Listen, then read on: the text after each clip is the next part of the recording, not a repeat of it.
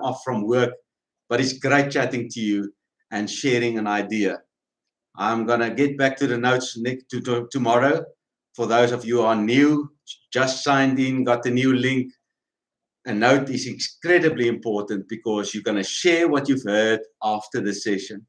You're going to tell it to somebody else, because only once you tell something, it starts to make sense. We grow up and we learn to listen to many things, but we shut our mouths. But when you speak, something happens within you. So concerning yesterday, I told you to write down a question that if you can get the answer to the question, your life will forever be different. And I had a number of people who sent me emails with their questions. Thank you for that. And I have to say, there's a couple of questions that stood out.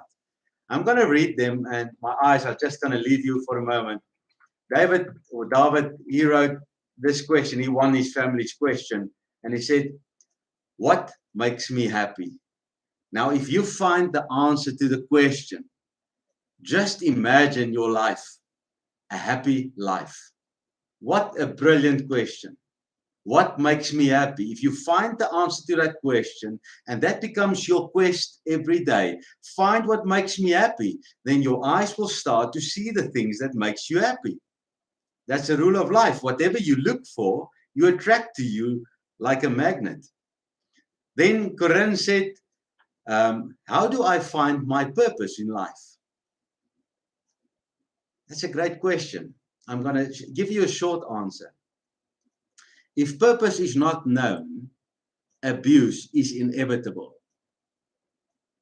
You can think about this quite a while. I want you to discuss it afterwards.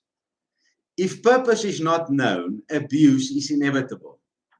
In another session in the future, I'm going to get to this because it's a conversation that's going deep. Where do you find purpose? Where do I find the purpose of a video machine? What it's created to do.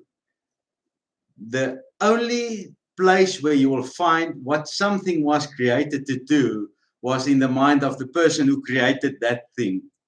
And usually it comes along with a manual. If you buy something, on top there's a manual written by the manufacturer, the guy who created this, and all the intentions of the stuff. So if you want to find your purpose in life, there's a manual for our lives. And like I told you last week, we all see this manual as difficult. So when you open the manual, you see, oh, there's too many things. I just want to get the one thing, and then I chuck the manual away and I use this machine only for one purpose. But actually you abuse it because it never comes. It's like my phone, or it's like computer. I don't use my computer or my phone to its potential because I don't spend the time to read the manual. It's not important enough for me. That's true. Yes. This morning I had the young man in your field, and he came and he explained to us how this can work, how my phone can work as a much better video camera, because it's far better. But it was not important enough for me to go and research it. The question is, what do you deem to be important in your life? Then find the manual and find the answer to that purpose, that question that you have. Wayne Sandilands, you wrote me a question, and there's something that I want to share with you all today. The question you ask put you in a direction. So if we learn to ask great questions, the question you will put you in the direction. So I'm going to say to you Wayne's question. And his question that I found through his mind, because I know Wayne quite well, is, who do I really want to become? Think about that. Who do I really want to become? What is really important to you? On Friday, we spoke about the fourth dimension. Yesterday, I said to you, I'm going to go into this fourth dimension. And the fourth dimension is, I don't have my tissue box here. Here it is. Thank you, Tasha. One dimension. This is one dimension. Two dimensions, you see two sides. Three dimensions means you can see depth. Four dimensions is beyond three dimensions. That's where four dimensions is, beyond three dimensions. Four dimensions lies in two aspects we call fear or faith. Because in the fourth dimension, creativity comes to place. Creativity means a power within our mind that creates something that is so real to you that your body, your physical body, start to react according to the picture in your mind. That's the power of fourth dimension. Now, I have great news. I could have said I have bad news. But I decided to say I have great news, because the moment I say I have great news, I open a door in your mind expecting good stuff. If I say I have bad news, I open a door in your mind going to the other side. You've got to understand. You're every day constantly opening doors with every word that you speak. In the Bible, it is written. I'm going to ask you, which one? Nothing is impossible to him who believes. Think about it. Nothing is impossible to him who believes. Or would you rather have this written for you? Anything is possible for him who believes. Which one would you choose? Do you understand the fine line between fear and faith? Nothing is impossible. Fear is the foundation. Anything is possible for him who believes. Faith is the foundation. With everything, this morning, I had to write an email to the people where Victor is staying in America. Now, we found out that Victor can only come back with a designated flight with people coming to South Africa, etc., etc. But he has to get clearance. So I was busy writing this email, and I wrote, Jeff, we won't be able to buy the ticket unless we get clearance. Now, the moment I wrote it, something hit me like this. Do I really want to fill Jeff's mind with the fear that I've just written down? We won't be buying a ticket until he's cleared. And I changed it and I said, we can only buy a ticket once he's cleared. Just think about what I just said. What's the difference in your mind? You've got to understand, going into the fourth dimension is such a fine line, because Satan has come and he wanted to rob us so dearly from our faith that he invented the lie. And for those of you who don't believe in God or in the story of the Bible, you're right. But the principle remains the same. The line between fear and faith is so fine that if I say to you, and I always like to use this as an example, if somebody sits in front of you and is applying for a job, and you ask him, please, sir, tell me about your time management. And this guy say, I'm never late. You go like, wow, you make a tick. This guy is never late. So he's got a clearance in your mind. I would like to appoint this person. Now the next guy comes in and you ask him the same question. You say, so tell me about your time management. And you say to him, I'm always early. Something inside of you go like, wow, I thought the previous one was good, but this one is better. Why? Because his foundation is not fear, his foundation is faith. I want to challenge you today. Do you believe things are possible, or do you believe things are difficult? What is your mindset about this time we are in right now? Are you in lockdown? Yeah, lockdown is what the? I don't even want to think about the word lockdown, because immediately I see myself as prisoner. I'm confined. I'm frustrated. I stand, and so many people made videos about lockdown, because just the word creates something in your mind that changes your whole life. The first week, I used to call this time out. I step back, time out. Time out means I've got time. I'm not rushed anywhere. I've got time. I've got time out. Time out in sport means recover, reset your mind, refocus, regenerate energy, rejoin each other. There's so many re's in time out. It's absolutely amazing. My question to you is, where are you? What is the words you use to describe stuff in your home? My challenge for you today is practice four-dimensional thinking. That means go beyond reality, because those who go beyond reality will start living in the future of either their fear or their faith. Why do people go to institutions for mental illness? Because their mental images became so real that they're ill. They can't live in society anymore. They can't be in this reality anymore because their fear has grown bigger, or their skew view of life has grown bigger than the place where they can stand. Now imagine going to the other side. Let me tell you, you will become the person that walks in front. You're the inventor. They say successful people don't ask why. Successful people say, why not? I want to share this with you because I'm going to challenge you to practice fourth dimensional living in your home, but never to the side of fear. Never to the side where we discuss possible failure, where we discuss problems, where the topic of our mind is the negative side. Imagine you start to discuss possibilities. And I'm going to give you an example, because so often we don't know how to do it because we've never trained it. We don't know the first step.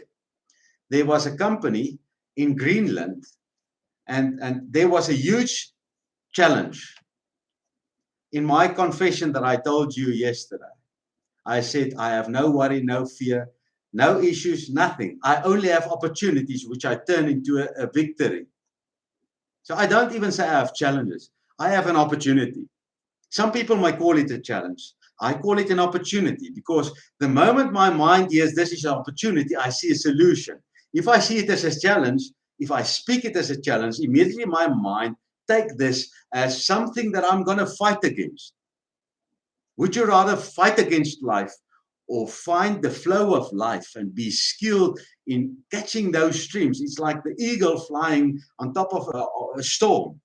He doesn't even slap his wings, because he knows exactly how to use the force of the storm underneath him to rise above the storm. That's where champions live.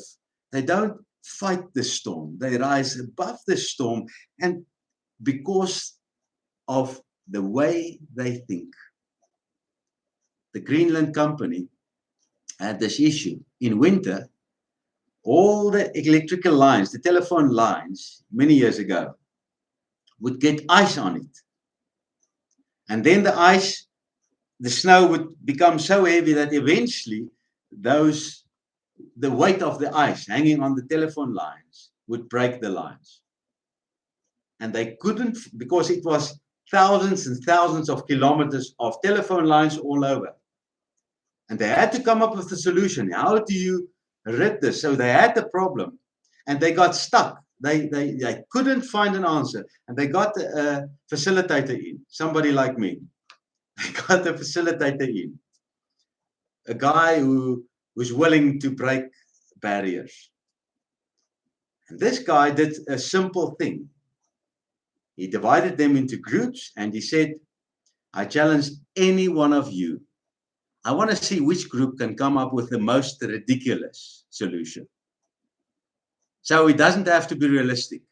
It simply needs to be totally ridiculous. You can have so much fun.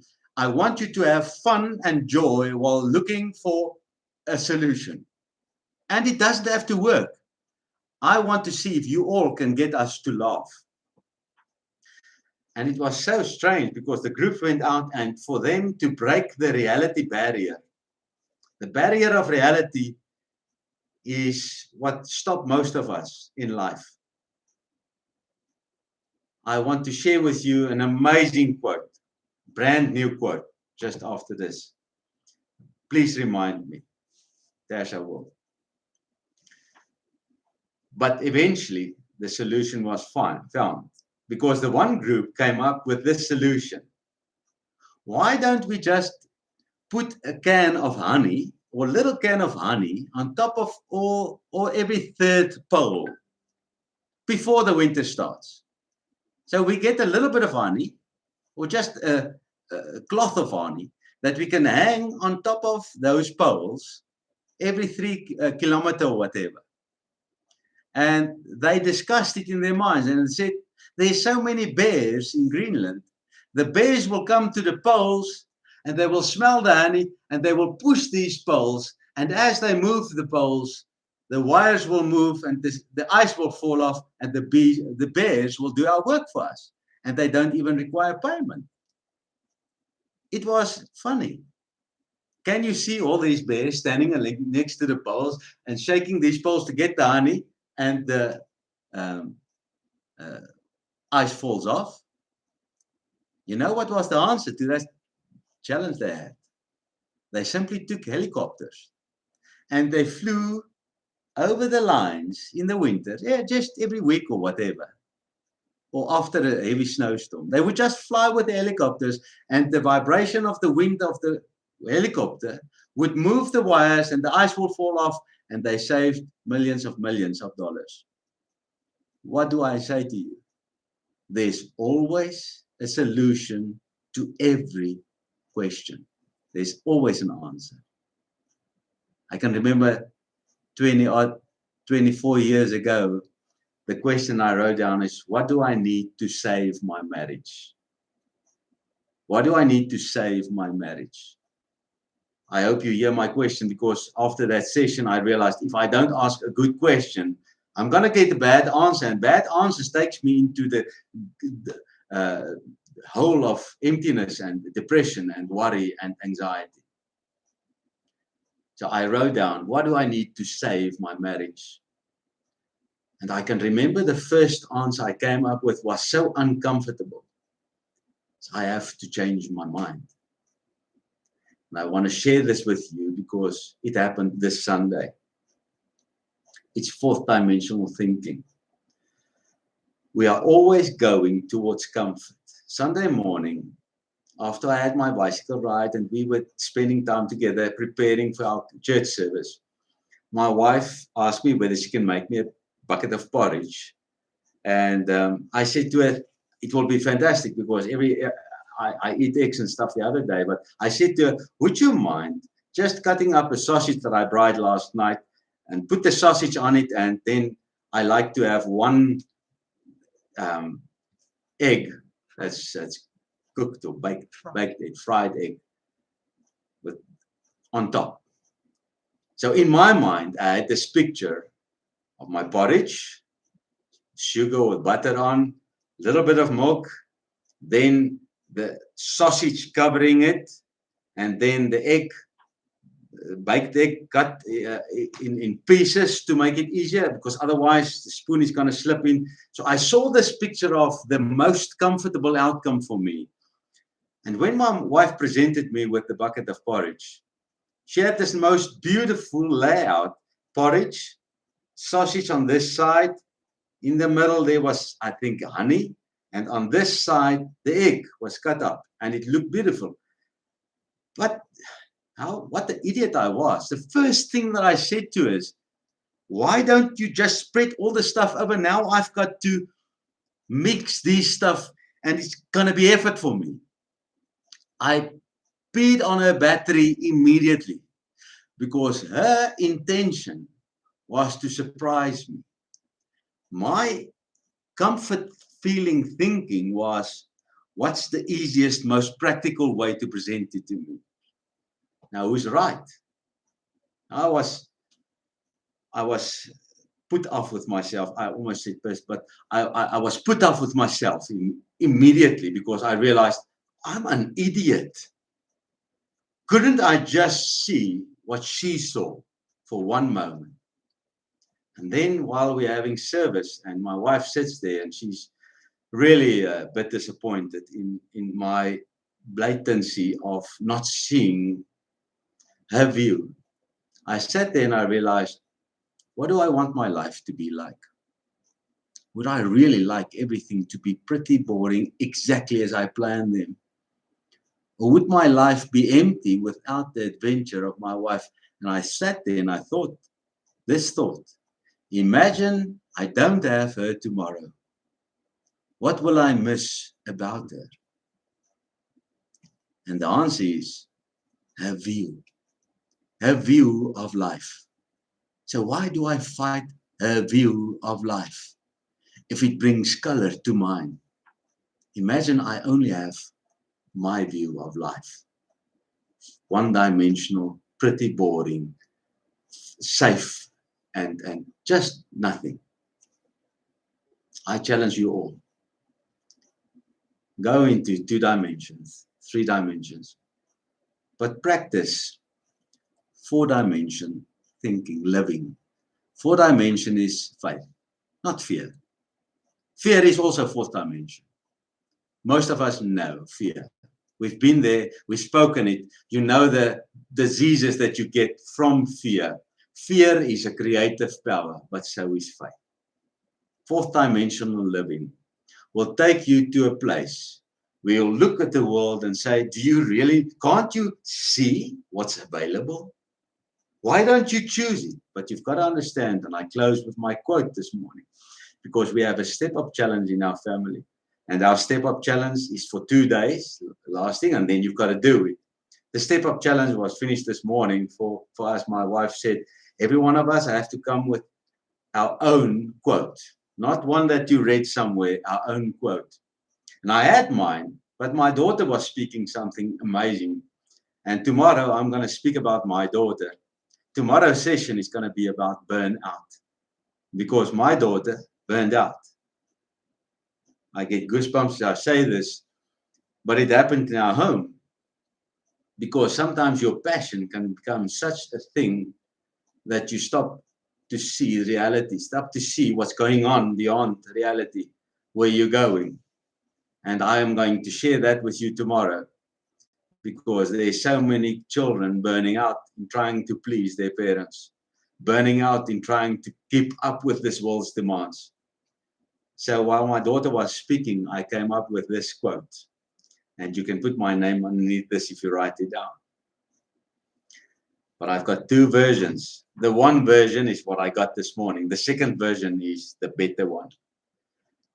Procrastination is the chain, and fear is the lock that keep average people average. Procrastination is the chain. Fear is the lock that keep average people average. You might think, what a great quote, Yanni. And I thought so as well. Until I thought about, is this fear-based or faith-based? And I've got to challenge myself. And I said, this is fear-based. Procrastination is fear. So what's the opposite? And here it is. Action is the wings, and courage the edge that separates champions from spectators.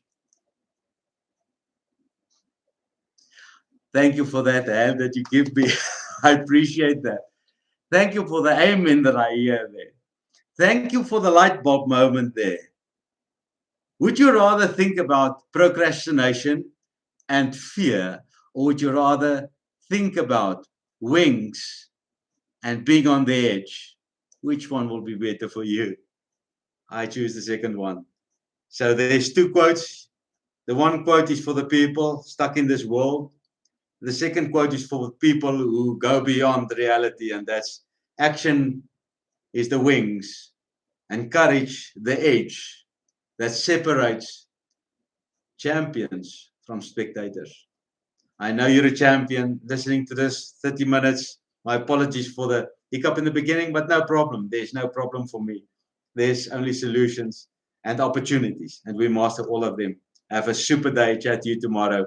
tomorrow is about burnout. You don't want to miss it. See you tomorrow. Bye.